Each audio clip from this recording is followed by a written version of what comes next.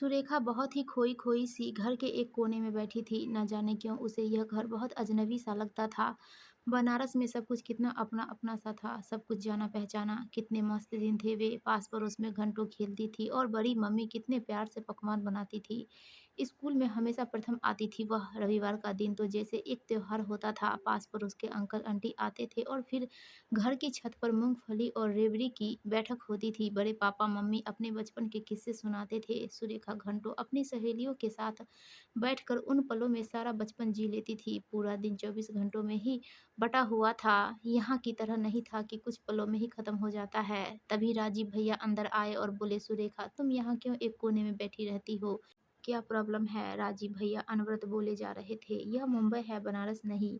यह क्या अजीब किस्म की जीन्स और ढीली कुर्ती पहन रखी है? पता है कल मेरे दोस्त तुम्हें देखकर कितना हंस रहे थे।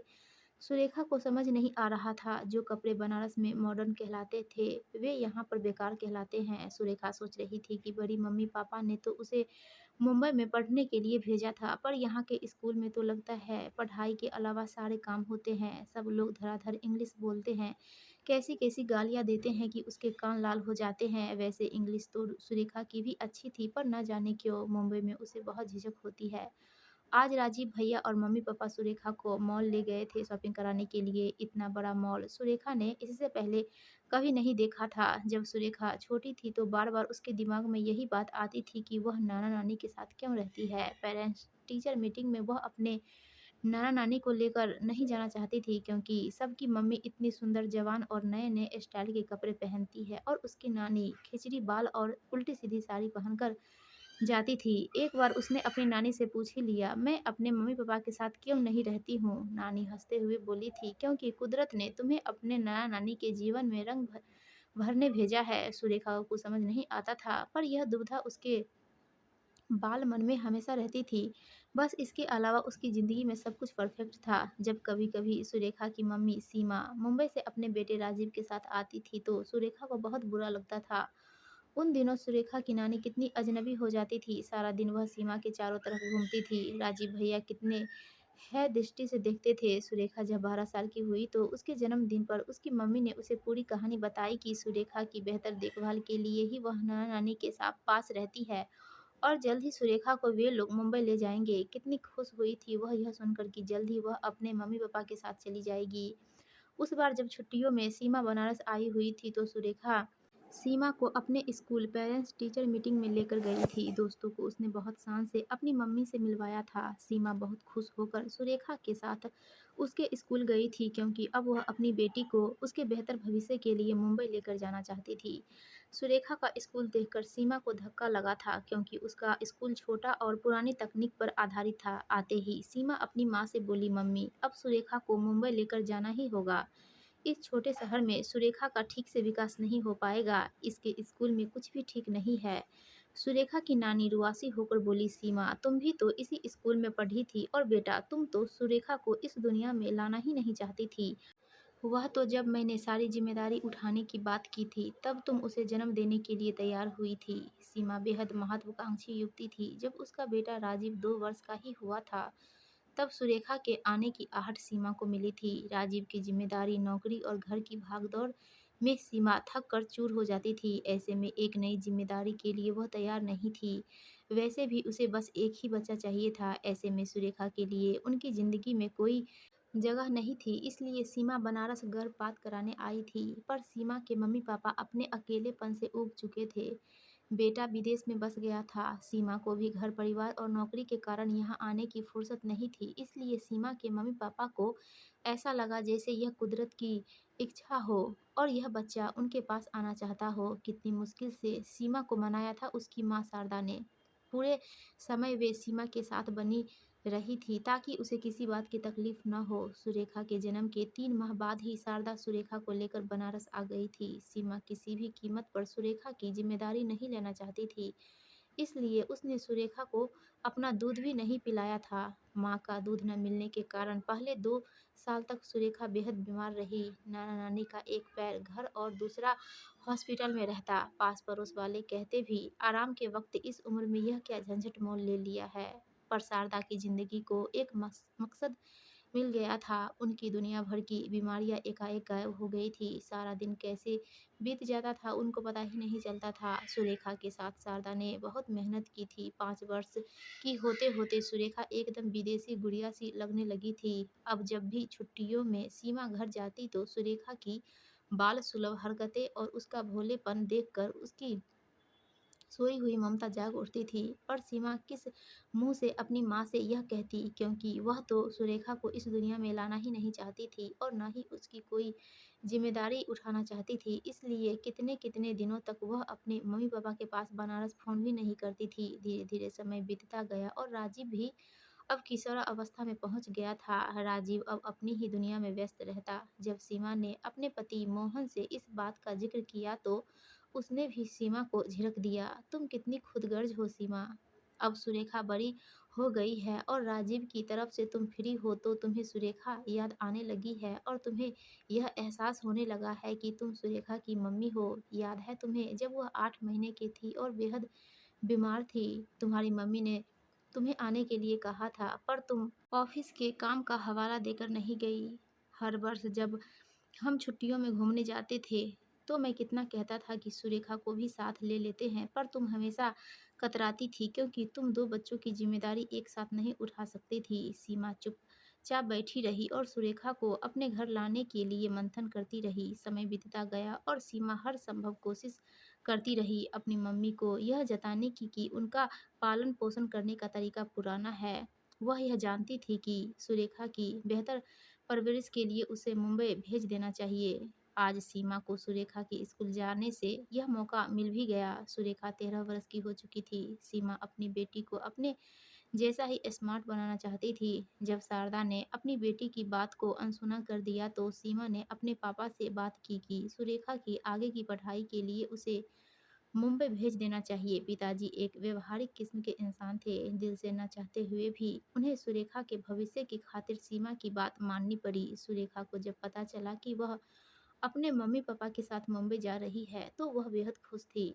पर जब सारा सामान पैक हो गया तो सुरेखा एकाएक रोने लगी कि वह किसी भी कीमत पर नाना नानी को छोड़कर नहीं जाना चाहती।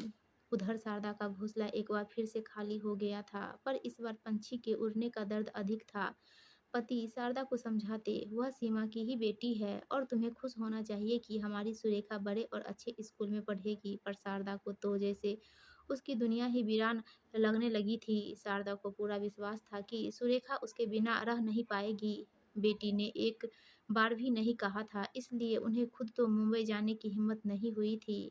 पर पति की चिरौंजी करके घर के पुराने नौकर रामू को ढेर सारी मिठाइयों के साथ मुंबई भेज दिया। नई दुनिया, नए लोग और चमक-दमक सभी को अच्छी लगती है और सुरेखा तो फिर भी बच्ची ही थी। वह इस चमक-दमक में अपने पुराने घर और साथियों को भूल गई थी। रामू को देखकर एक पल के लिए सुरेखा की आंखों में चमक तो आई, पर नए रिश्तों के बीच फिर वह चमक भी धीमी पड़ गई थी। रामू सुरेखा को खुश दे उसे आशीष देकर अगले दिन विदा हो गया था। रामू को विदा करते हुए सीमा का स्वर कसैला हो उठा और बोली, काका मम्मी को बोलिएगा सुरेखा की चिंता छोड़ दे, वह मेरी बेटी है, मैं अपने आप संभाल लूंगी। बनारस आकर रामू ने कहा, मालकिन चिंता छोड़ दीजिए, सुरेखा बिटिया नई दुनिया में रच बस गई है। पर शारदा खुश होने के बजाय दुखी हो गई थी और फिर से उनका शरीर बीमारियों का अड्डा बन गया था। उधर 1 माह बीत गया था और सुरेखा के ऊपर से चमक दमक की खुमारी उतर गई थी। अब सुरेखा चाहकर भी अपने आप को मुंबई की भागती दौड़ती जिंदगी में ठीक से ढाल नहीं पा रही थी। स्कूल का माहौल उसके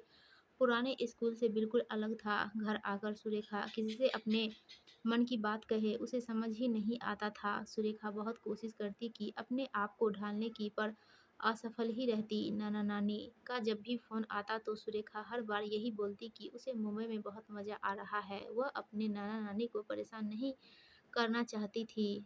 सुरेखा के मम्मी पापा सुबह निकलकर रात को ही आते थे। राजीव भैया अपने दोस्तों और दुनिया में व्यस्त रहते। पास पड़ोस न के बराबर था। यहाँ के बच्चे उसे बेहद अलग लगते थे। जब सुरेखा ने अपनी मम्मी से इस बारे में बात की तो 13 साल की बच्ची का अकेलापन दूर करने के लिए उसकी मम्मी ने उसे समय देने के बजाय विभिन्न प्रकार की हॉबीज क्लासेज में डाल दिया। पहले ही सुरेखा स्कूल में ही एडजस्ट नहीं कर पा रही थी और अब music class, dance class, Surekha की नन्ही सी जान इतनी अधिक भागदौड़ और तनाव को झेल नहीं पाई थी। उसके हौसले पस्त हो गए थे। वार्षिक परीक्षा फल आ गया था और सुरेखा 2 विषयों में फेल हो गई थी। परीक्षा फल देखते ही सीमा सुरेखा पर आग बबूला हो उठी। बेवकूफ़ लड़की, कितना कुछ कर रही हूँ मैं तुम्हारे लिए। मुंबई के सलीके सीखने के लिए कितनी हॉबी क्लासेस पर पैसे खर्च हो गए, पर तुम तो रहोगी वही छोटे शहर की सिलबिल। मोहन सीमा को समझाने की कोशिश भी करता कि सुरेखा और राजीव को एक तराजू पर न तौले। सुरेखा को थोड़ा समय दे, वह जैसे रहना चाहती है उसे रहने दे। इतने तनाव का यह असर हुआ कि सुरेखा को बहुत तेज बुखार हो गया था। मोहन रात भर सुरेखा के माथे पर गीली पट्टियां बदलता रहा था। सीमा यह कहकर जल्दी सो गई कि अगले दिन ऑफिस में उसकी जरूरी मीटिंग है। रात भर बुखार में सुरेखा तड़पती रही। अपनी बेटी को तड़पता देखकर मोहन ने निर्णय ले लिया था। मोहन ने शारदा को फोन कर दिया और वे जल्दी ही सुरेखा के पास पहुंच गई। मोहन ने खुद यह महसूस किया कि शारदा के आते ही सुरेखा का बुझा हुआ चेहरा चमक उठा था। जब रात को सीमा ऑफिस से लौटी तो शारदा को देखकर वह सकपका गई। रात में खाने की मेज पर बहुत दिनों बाद सुरेखा ने मन से खाया और बोली, नानी, यहाँ पर किसी को ढंग से खाना बनाना नहीं आता। सीमा कटकर रह गई और बोली, मम्मी, आपने सुरेखा की आदत खराब कर दी है। हेल्दी फूड उसे पसंद ही नहीं आता है। शारदा कुछ न बोली, बस सुरेखा को दुलारती रही। 2 दिनों के अंदर ही सुरेखा स्वस्थ होकर चिड़िया की तरह चहकने लगी। 1 हफ्ते बाद जब शारदा अपना सामान बांधने लगी तो सुरेखा भी अपना बैग पैक करने लगी। शारदा बोली, सुरेखा, तुम कहाँ जा रही हो? नानी, मैं आपके बिना नहीं रह सकती हूँ, मुझे यहाँ नहीं रहना। सीमा चिल्लाने लगी, मम्मी, इसलिए मैं नहीं चाहती थी आप यहाँ आओ। आपने उसे बिगाड़ दिया है। बिल्कुल भी प्रतिस्पर्धा नहीं है सुरेखा में, बिल्कुल छुई मुई खिलौना बनाकर छोड़ दिया है। मेरी बेटी इस दुनिया में कभी कुछ कर भी पाएगी या नहीं? शारदा इससे पहले कुछ बोलती कि तभी मोहन बोल उठा, खिलौना सुरेखा को मम्मी जी ने बनाया है या तुमने? जब तुम्हारा मन था तुम सुरेखा को बनारस छोड़ देती हो और जब मन करता है तब तुम सबकी अनदेखी करके सुरेखा को मुंबई लेकर आ जाती हो, बिना यह जाने कि इसमें सुरेखा की मर्जी है या नहीं। सीमा ने हल्का सा विरोध किया और बोली, माँ हूँ मैं उसकी। मोहन बोला, हाँ, तुम उसकी माँ हो और वह तुम्हारी बेटी है, मगर कोई चाबी वाला खिलौना नहीं।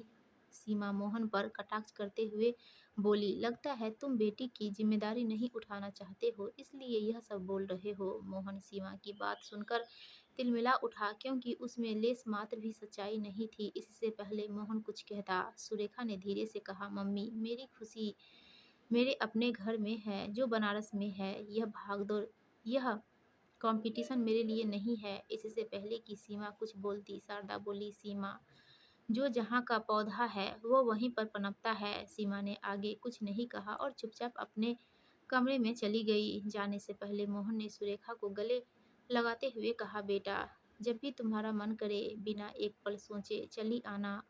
और बेटा, तुम्हारे 2 घर हैं, एक बनारस में और दूसरा मुंबई में। बेटा, कामयाबी कभी भी किसी जगह की मोहताज नहीं होती। सुरेखा और शारदा को जाते हुए देखकर मोहन सोच रहा था कि शायद खिलौने की चाबी अब खिलौने के पास ही है। दोस्तों, आपको यह कहानी अच्छी लगी हो तो प्लीज़ वीडियो को लाइक कीजिएगा और चैनल को सब्सक्राइब